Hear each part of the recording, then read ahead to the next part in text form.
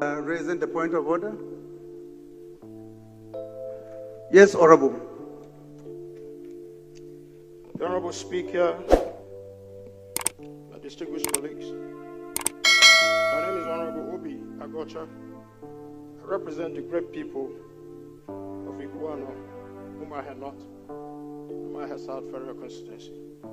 Mr. Speaker, since the President's letter concerns proclamation, Mr. Speaker, the constitutional procedures that must be followed as enshrined in Section 305, Subsection 6B, that says for us to consider this President's request that this House must have two-thirds of members present. Mr. Speaker, may I please ask... We already have our attendance registers, Honorable colleague, and we will rely on that to ensure. Mr. Speaker, this is a constitutional... Yes, Can we do a head count, Mr. Speaker? That we is not... ascertain that we have a quorum. Yes. We ascertain that we have... Yes, yes. Our attendance register will guide us accordingly, Honorable. Please. Sir? Our attendance registers will guide us accordingly. Members are still signing, and at the end of the day, we'll take attendance. Mr. Speaker, can that be made available now for the members to know whether we have formed a quorum? Whether we have formed a quorum, Mr. Speaker, as enshrined in the Constitution, Mr. Speaker, so that our deliberations are not going to be deliberations based on illegality. It is noted, Honorable. Please, you can sit down. Sit down, please. Your point of order is noted. Please sit down. If we argue, it won't be good for any of us. We are all distinguished people. You are a former governor, I'm a former governor. Let us, please, off the mic, sit down. Please be seated. I watched you on television, and you said no matter what the Senate does, the Senate will never go with you. The Senate will not go with you. You said no matter what the Senate does, the Senate will not have your vote on anything the Senate does. That's what you said on television. I don't know, but I'm saying that if you have already made up your mind to go and talk on television when the Senate has not even considered any issue, I want to let you know. To me, please. I'm not arguing with you. I'm only saying, please allow me to preside. Allow me to preside. Make my points for which... Stand up and make a point. Thank you, Mr. President. Please, we must have mutual respect for all of our colleagues, okay? And I do have regard for you, particularly as our presiding officer. I appreciate And I think that should be reciprocal. Now, the point of order, Mr. President, Henry Siraki Dixon, Bayelsa West. The point of order I rose to address is to draw the attention of the presiding officer and our colleagues to the specific provisions of our rules.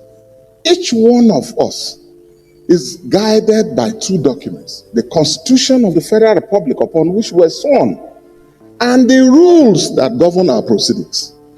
The proclamation has been read to us, and I wanted to draw your attention, Mr. President, respectfully, and the attention of all our colleagues, to the specific provisions of our rules.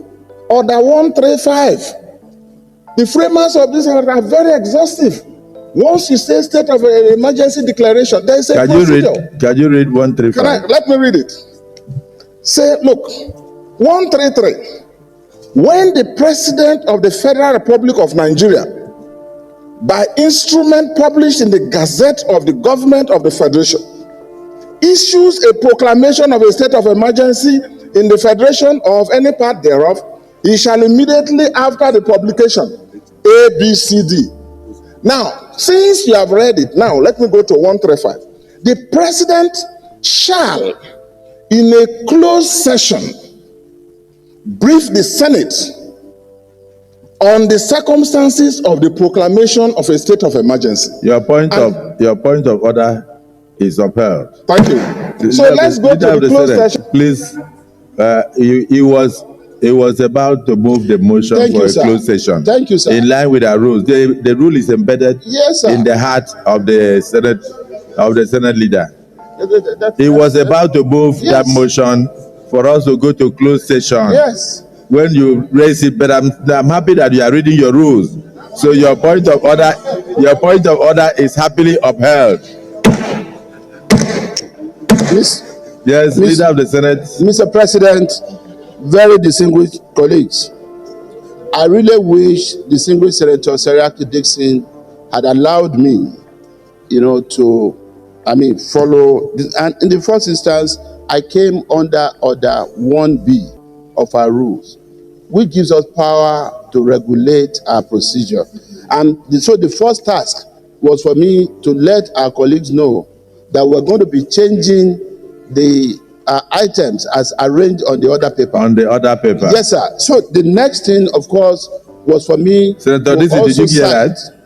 He said that he came under Order 1B. Yes. To request the Senate to grant him approval to reorder the items on the order paper. And then thereafter, he was about to proceed to the next stage, yes, which was to move a motion for us to go into a closed session. Pursuant to Order 135 of our rules. Too much. You can never. It's better to err on the part of surplusage. That's why I'm happy that you also read your rules. So again, let me say I'm happy that most distinguished Senator Seriake Dickson is very familiar, with the rules, and like every one of us, that is the only way we can have, peace, and we can proceed diligently as a Senate. So, having said, before I say what I want to say, this video was gotten from the NAS TV, that is the National Assembly Television. The stream live on Facebook and YouTube. From the clip I cut out, you can see how poor the recording is. You can see how the video keep going blank. We're talking about the National Assembly, one of the organs of government that control billions of naira. The arm of government whose members drive exotic cars worth millions of naira. They cannot give us a good live streaming section. Where it shows how incompetent they are. And this brings us to the discussion of the day. Bola Ahmed Tinubu declared a state of emergency in Rivers State, and it was left for the National Assembly to ratify that state of emergency. We all know that the National Assembly has been captured by Bola Ahmed Tinubu. We all know that the National Assembly will do everything to pacify Bola Ahmed Tinubu. Whatever Bola Ahmed Tinubu wants, that is what the National Assembly will give it to him. But most Nigerians expected the National Assembly to at least for once side with the Nigerian people. We expected them to do the right thing for once in their entire existence. Ever since this particular National Assembly was inaugurated, they have never done the right thing. They have never done anything that goes with the people. They were elected by the people to represent them, not by Bola Ahmed Tinubu. They are representing the people of Nigeria. They are not representing Bola Ahmed Tinubu. But ever since they got to the National Assembly, they have been doing everything possible to pay obeisance to Bola Ahmed Tinubu. So Nigerians were expecting them for once to do the right thing, and the right thing was not to approve the state of emergency that was declared by Bola Ahmed Tinubu. But of course they failed Nigerians, or should I say they did not fail Nigerians, because I knew they were not going to side with Nigerians. I knew they were going to approve it. But the man that spoke raised a very important point. In a situation like this, it was important to do a head count to determine the number of people in attendance, but they did not do that head count. According to the Speaker of the House, he said they are going with the attendance list. Going with the attendance list means that they will not determine the number of people in attendance on the floor of the National Assembly. That means in order to approve Bola Ahmed Tinubu's state of emergency, they needed to manipulate the attendance, because not doing a head count will not determine the true number of people in attendance. So they started by committing illegality, committing fraud, just to approve the state of emergency that was declared by Bola Ahmed Tinubu. Now, another aspect of which they needed to do was to ensure that each member votes, re-vote, not just those who are supposed to say yes, those who are supposed to say no, and the ayes have it. That was absolutely rubbish. Now, this all happened in our very presence.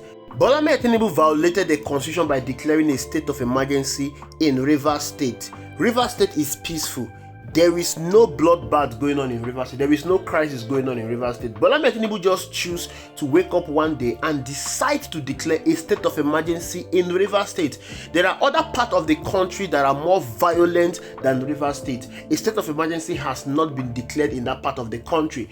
I remember when Abuja was very hot, a state of emergency was not declared in Abuja. But just because of a mere political crisis in Rivers State, the president has woken up to declare a state of emergency in Rivers State. He did not only stop at declaring a state of emergency in Rivers State, he went ahead to suspend the elected officials in Rivers State, which is outside of his constitutional right. The president has committed a treasonable offense. The National Assembly, in a bid to legalize the illegality that was committed by the president, also committed illegality. They have suspended their own constitution. They have suspended their own procedure. They went against their own constitution just to approve the state of emergency that was declared by the president. And I'm just wondering how Nigerians allowed this to happen. I'm just wondering how Nigerians fold their hands and watch the president violate the constitution and equally watch the National Assembly violate the constitution. And all we have to do is to complain on social media and everybody will go on their normal duties, and then there will be a state of emergency in Rivers State. The elected officials are being suspended. That means the president has set a precedent. Tomorrow he can wake up and decide, I don't like the governor in this state. Just imagine Abia State, for instance. I don't like Governor Alex Uti. I am going to declare a state of emergency in Abia State. And the National Assembly will approve it because a precedent has already been set in Rivers State. Right in our own very eyes, our future are being destroyed. Right in our own very eyes, our country is being taken by people who do not mean well for the country. Right in our own very eyes, the set democracy we thought or we say that we are practicing is being destroyed, and we are not doing anything about it. We are just comfortable. Some persons are out there defending the illegality that is being committed. Sometimes I just think that maybe we are hyping Nigeria too much. Sometimes I just think that maybe the people in Nigeria are not really who we thought they are. With all our exposure, with all how we feel that Nigerians are exposed, things that are happening in Nigeria ought not to have happened. But it's happening in our very own eyes, and the country keeps getting worse. Maybe we should begin to see Nigeria for what it is. Maybe we should begin to see Nigerians for who they are. Illiterate, primitive people, timid people, captured slave, people that are in love with their oppressors. Yes, I think this is who we really are. Because Goodluck Ebele Jonathan did not do half of what Buhari and Bola Tinubu has done when Nigerians went on the street to shut down major cities in this country, when Nigerians in their numbers decided to vote him out. How come we are allowing the worst to continue in our country when we could not allow the bad to even exist for one day under Goodluck Ebele Jonathan? How come we are so mute? How come we are so docile for the past 9 years? But we were very loud against Goodluck Ebele Jonathan. Something is definitely wrong with us as a people and as a country. Thank you for watching. I will see you in the next video.